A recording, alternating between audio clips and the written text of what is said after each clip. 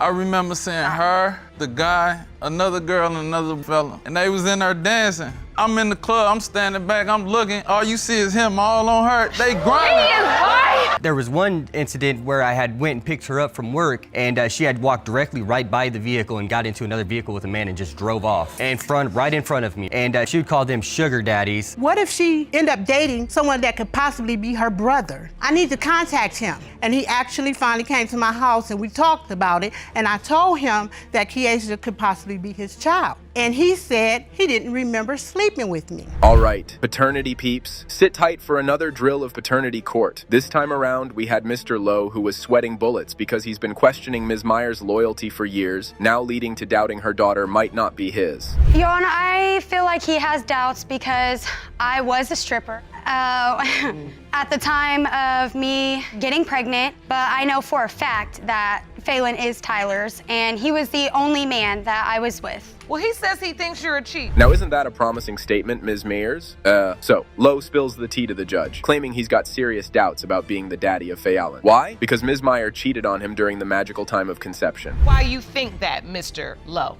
Some odd months ago, she had taken a lie detector test, and the results came back from that test that she had been lying about cheating, about hooking up from men from her job. So you actually appeared in court over these cheating allegations? Yes, absolutely. I believe that she's cheating on me. I did not cheat on him. I have not ever cheated on him. All right, now things have started to get a little more serious, and Ms. Meyer wasn't appreciating that. However, according to Mr. Lowe, the defendant had admitted to cheating all by herself, which further escalated the doubts. And I can see that's really, really hurts you. Yes, more than you could possibly imagine. What are you feeling in this moment? Like my heart's been torn out of my chest. Like I'm like I've lost a best friend. Like I've lost a parent. Like my chance as being a father, because I grew up without my dad. So my opportunity to be a father was ripped from me, and that's something that meant a lot to me. It meant the world to me. And if that was emotional for you, you have another story waiting for you. That will probably make you stand up from your seats. Just hear what Ms. Meyer testified to the court. Talk about some bad luck, right? When do you find out? How do you find out?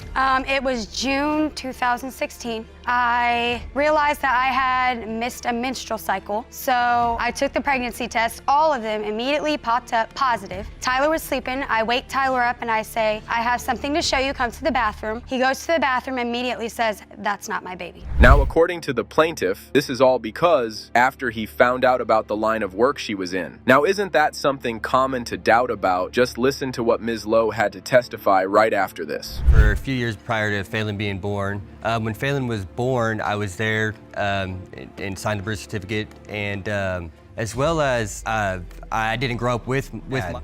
And so you feel like she is playing on your sympathies? Correct. I see tears in your eyes, Ms. Meyer. Explain to the court why you're feeling emotional. I'm feeling emotional because I know for a fact that Phelan is Tyler's daughter. Well, with all the doubts and accusations in the plaintiff's mind, it was quite obvious how desperately he was waiting for the test results. So, without creating any further delay, how about Judge Lake raise the curtain? Mr. Lowe, you are the father. Now what? Now what? You and your mom. Now what? Looks like you got a good baby daddy. Just because you're a stripper doesn't mean anything. Doesn't make me a cheater, doesn't make me anything. I told you, you were the dad. All right, so all those doubts were just doubts. Mr. Lowe, you were the father all along, but the reaction that Ms. Meyer portrayed was rather not appreciated by Judge Lake. But anyway, it did end nicely, though. That reaction disappointed. I know you felt vindicated. I know you felt like everybody thought you weren't telling the truth on this. But once you're proven to be a liar, you know, and liars crack me up when they got the nerve to all of a sudden, you gonna be a liar and then be indignant and have the nerve to act like you gonna get your feelings hurt when somebody don't believe you. Ms. Eubanks was seeking to prove that Mr. Wilkes was the father of her 3-month-old son, Maisie. She hopes that the DNA results will save their relationship and pave the way for marriage. On the other hand, Mr. Wilkes expresses paternity doubts and states that negative results could end their relationship. Met each other at the strip club. We was there for a family member's birthday party. And Oh, okay. it was just love at first sight. Like, we was together ever since. It took a turn for the worst after our first child was born. We had took a little, I guess what he calls it, a so-called breakup. If that's a healthy starter, isn't it? I mean, like Ms. Eubanks. The profession that you were in will probably give any man doubt about the paternity of the child. Mr. Wilkes shares his perspective, stating that he hasn't felt a connection with Mozzie since his birth. The reason being this. That's her dancing. She's bent over, she just slapped the camera. That's a guy behind her, you can't really see it. You kind of see it? You see that grinding? Oh, I see it. Yeah. Okay, no, but Your Honor, before that video And hold even on. happened, he No. sent me a picture. Oh, Yeah. is that a hand? All right, they were in a relationship and went on a break for a while. After that, Mr. Wilkes was sent a video that his girl is back in the club doing her business. And he even bought a witness who saw the whole thing. Mr. Gillahan, you were there that night at this club? Yes, ma'am. What do No. you remember seeing? No, he was not. I remember seeing her, the guy, another girl, and another fella. No. And they was in there dancing. So I'm in the club, I'm standing back, I'm looking. All you see is him all on her. They He grinding. is lying. They grinding. He is lying. Now this whole party at the club had further escalated the doubts in Meredith Wilkes' head, claiming that the baby mama got promiscuous during the break with someone else, causing him to doubt her faithfulness. That has affected his mental health. Yeah, I mean, I stay up late. Sometimes, I'm stressing, really. Like, even growing gray hairs. I'm only 30 years old. You stay up late staring at the baby, Just stressing? Yeah, like me and him would be sitting downstairs, I'll take him and we'd just be downstairs all the way about 6, 7 in the morning. But hold on, we have another witness taking sides with the defendant. Mr. Wilkes' mother shares her son's doubts about Maisie's paternity. She describes his late night calls questioning the baby's resemblance to the family. No wonder he wasn't sleeping at night. And I'm like, Dave, it's like 3 o'clock in the morning. What are you doing? And anyone in the family, all of my other grandchildren have very strong resemblance of someone in the family. And so how would you feel if he's not your son's biological child? I would be a little disappointed. All right, after all the claims and concerns, it was now time for Judge Lake to reveal the results. And this time around, there was no stone left unturned. So now we have the DNA results coming in with a fatal blow. When it comes to 3-month-old Mozzie, it has been determined by this court. Mr. Wilkes, you are the father.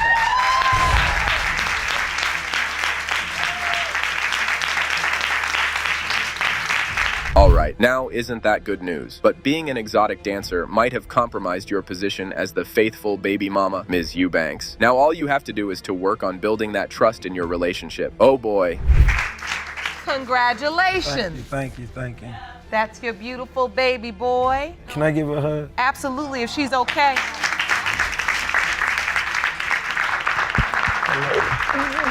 Here's another Love in the Club episode from Paternity Court. Ms. Murray was dragging Mr. Lee into the courtroom, demanding he own up to being the daddy of her 14-month-old daughter, Winter. Buckle up, folks, it's about to get wild. I met Mr. Lee at the club. I used to be a dancer, and he was my customer for about 10 years.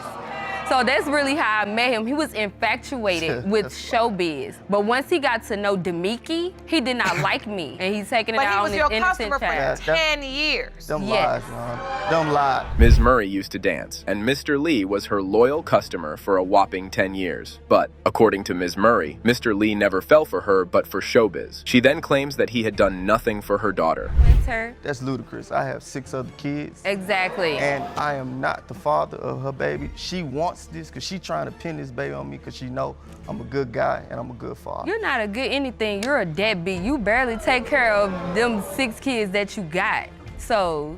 And Winter's 15 months, and you're saying that Mr. Lee hasn't done anything He for? has not done nothing. All right, well, every paternity doubt has to stem from a reason, and Mr. Lee was full of them. What he confesses next might be the ultimate concern someone might have when seeking paternity of a child. Let's just listen. Mr. Lee? Yes, I have multiple reasons on why. And basically, when she sent me the video of her taking the pregnancy test, she said, "So y'all won't think I'm lying?" In your mind, because you said y'all, that means more than one person, AKA more than one father. Yeah, and she's admitted that. So I don't even know how we here. But hold on. Ms. Murray testified that Mr. Lee was obsessed over her until he met someone else at the club that got him to lose interest in her. Otherwise, he had no reason to deny her daughter. But Mr. Lee was telling us an entirely different story.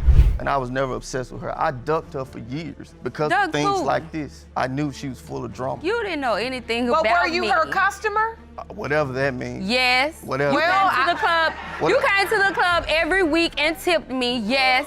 How does it go from giving you a tip to ending up in the bed with you? All right, here's where it gets really interesting. They spill the beans about their intimate encounters and drop the bomb about breaking the golden rule. Who knew there was such a rule? Anyways, Mr. Lee claims she tampered with it, but Ms. Murray's not having any of that. Let's find out what they were talking about. I broke the golden rule.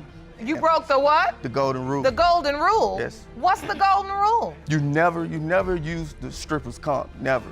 It was not mine, Fabian. It Oh, was yours. oh, the golden rule is Yeah. you never use a condom that the stripper gives you. Yeah, you bring your own. Now, isn't that one strong allegation? How about we break out the calendar? Ms. Murray clarified about her rendezvous with Mr. Lee and another guy within weeks. The window of conception gets a spotlight, and it turns out Mr. Lee might have been in the running. Whoops. So there's sex likely between March 24th and March 30th, which is a window of time. If we go back to the calendar, that is the same window of time where you were intimate with both men.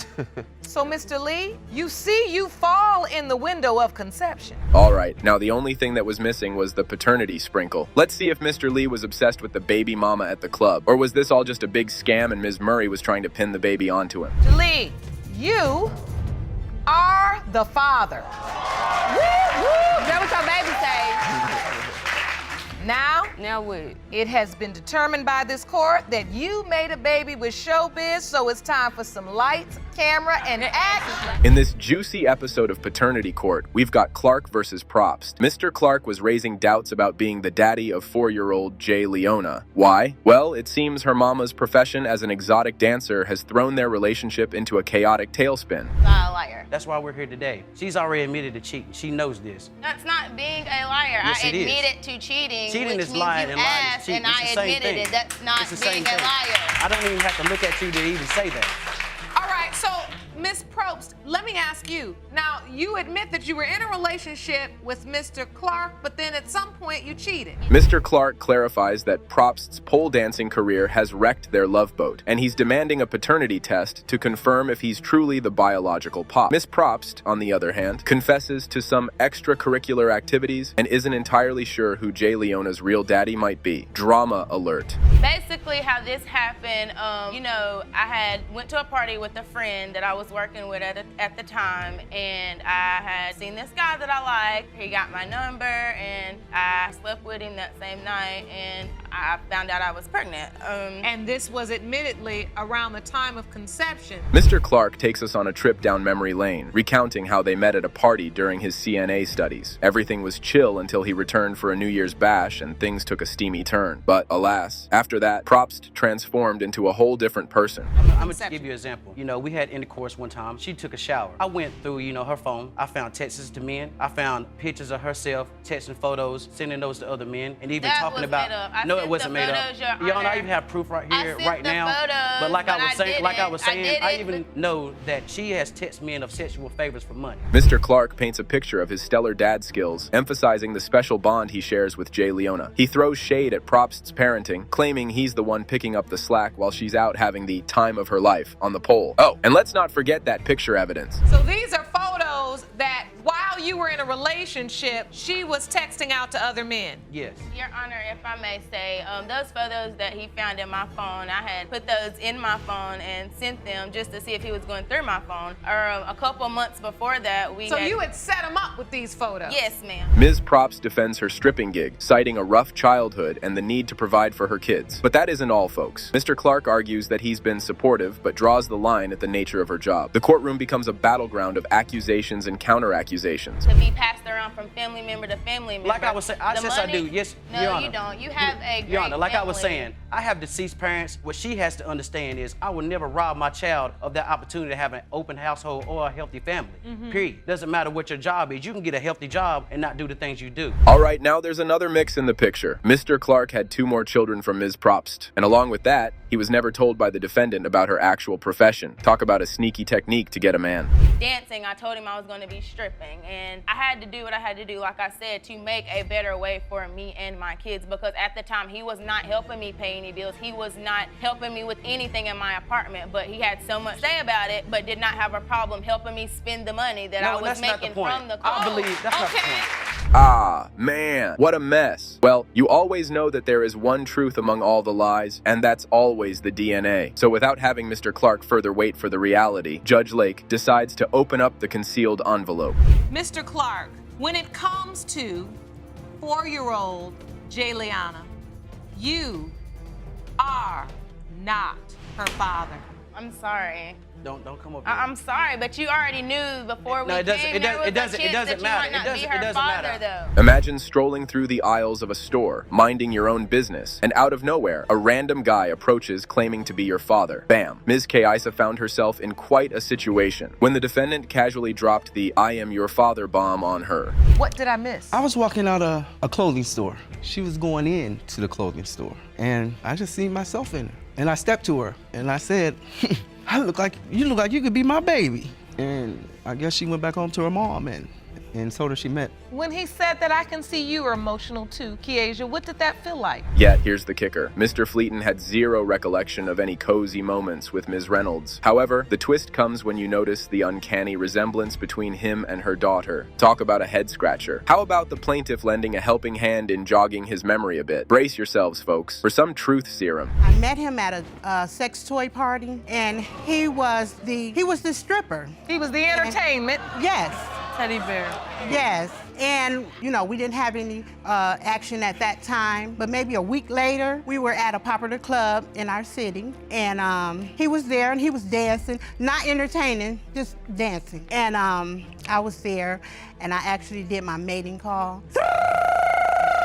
Picture this, a young plaintiff with a stable daddy figure in her life. Suddenly, out of the blue, she's hit with a curveball, a man claiming she could be his daughter. Talk about confusion reaching a whole new level. Now brace yourself as we delve into what Ms. Kezia's significant other has to say about this bewildering situation. So my daughter brought it to me, and I laughed it off, and I was, just laughed it off, and I didn't say anything. But after a while, it clicked to me. Oh my God, because if it's that noticeable, he have kids out here. What if she end up dating someone that could possibly be her brother? I need to contact him.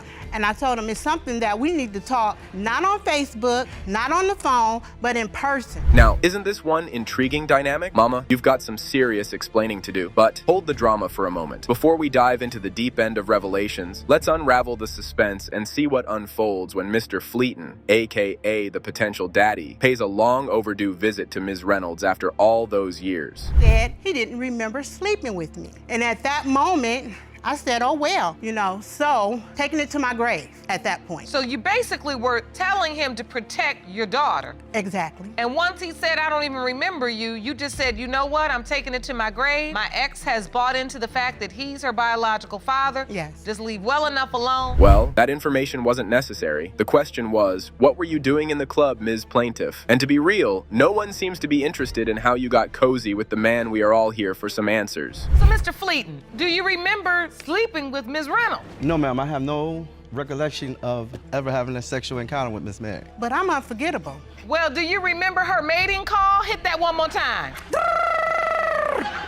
Do you remember hearing that one night? No, ma'am. So you don't remember being intimate with Ms. Reynolds at all? No, ma'am. Well, the past might be water under the bridge, Mr. Fleeton, those early years slipping through the cracks. But kudos to you for wanting to step up and be a part of the rest of her life, provided the DNA results play along. No more beating around the bush. Let's cut to the chase and unfold the envelope. It's been determined by this court. Mr. Fleeton, you are not the father. I'm very sorry, Kiesha. You okay? Yeah, baby. Anyway, baby, I'm always been. I was hearing, I didn't know.